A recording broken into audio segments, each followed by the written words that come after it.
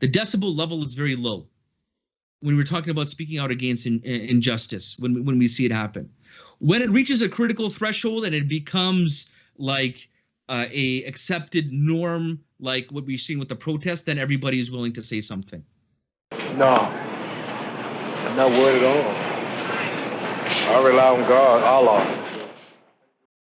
Allah subhanahu wa ta'ala, He tells us in the Quran, Surah Al-Anfal, ayah 73, so chapter 8, verse 73 in the Quran, He talks about the fact that, and those who disbelieve are allies of one another, if you do not do so, so if you don't stand up for the truth, if you don't become united and allies of each other, okay, so become one and be principled, okay, and there will be a lot of fitna, so there will be a lot of corruption, and there will be oppression on earth, and a great mischief and corruption. So look at the terminology that is used by Allah. Look at how Allah subhanahu wa ta'ala talks about problems within society. He talks about it as oppression, injustice, corruption. And that's what we need to understand. We try to we should focus in on is the Islam-based solution for problems, the Iman-based solution for problems. So we stand up for justice. We stand up for justice. Where does it say that?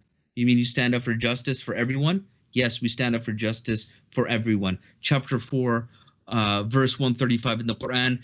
O you who believe, stand firmly for justice and be witnesses to Allah, even if it's against your own self or your parents, your kin, whether they be rich or poor. Allah is the best protector. So follow not the lusts of your hearts, lest you may avoid justice. And if you distort your witness or refuse to give it, verily Allah is ever well acquainted with what you do.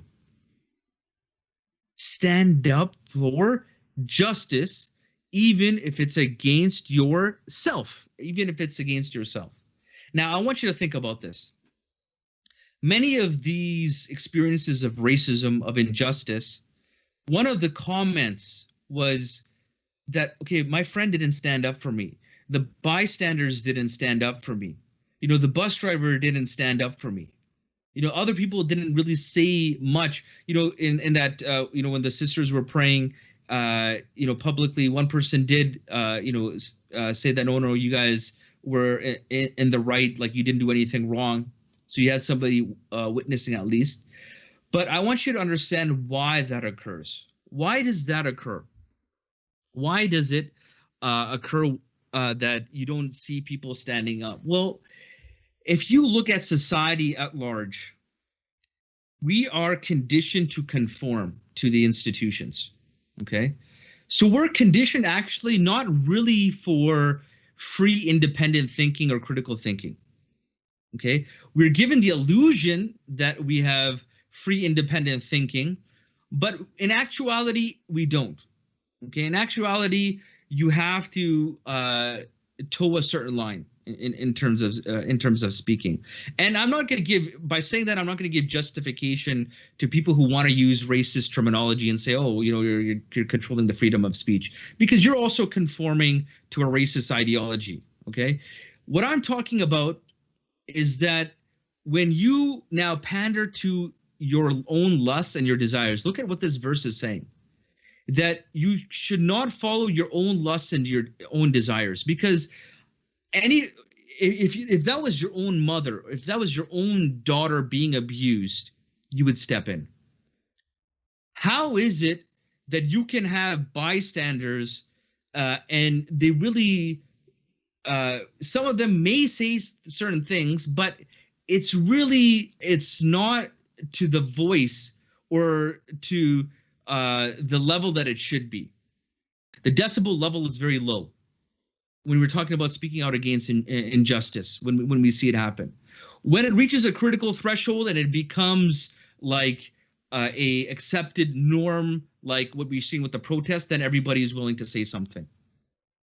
But then when you're on that bus, or when you're in that store, or when you're in that park, why don't you say things? Because most people have been conditioned to do things for the personal and not for the principle.